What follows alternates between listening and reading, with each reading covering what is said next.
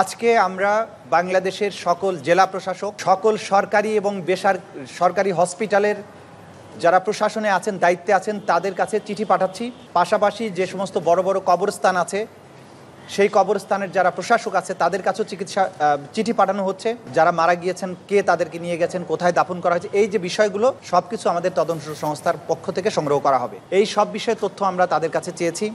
উনি আমাদেরকে সর্বাত্মক সহযোগিতার আশ্বাস দিয়েছেন। পোস্টমর্টেম রিপোর্ট সহ, চিকিৎসার কাগজপত্র সহ, হসপিটালে কতজন আহত নিহত মানুষ গিয়েছিলেন, কতজন চিকিৎসা গ্রহণ করেছেন, কতজন মারা গিয়েছে, তাদের সংক্রান্ত যত চিকিৎসার ডকুমেন্ট আছে এগুলো তদন্ত সংস্থায় সরবরাহ করার জন্য। কারা কারা সম্ভাব্য আসামি, কারা কারা ভিকটিম, এগুলোর তালিকা তারা দেবেন। কবরস্থানগুলোর কাছে চিঠি দেওয়ার উদ্দেশ্য হচ্ছে যে প্রত্যেকটা কবরস্থানে কতগুলো আইডেন্টিফাইড এবং কতজন আনআইডেন্টিফাইড মানুষকে দাফন করা হয়েছে।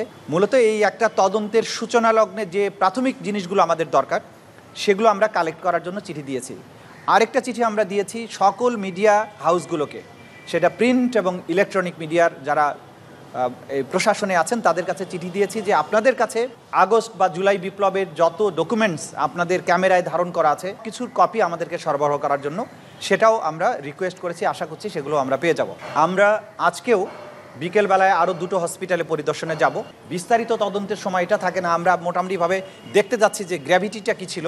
বাংলাদেশের এই ছাত্র জনতার অভ্যুত্থানে যে আমাদের ছাত্র নেতারা ছিলেন, সমন্বয়করা ছিলেন, তাদের সবার প্রতি আমাদের আহ্বান থাকবে।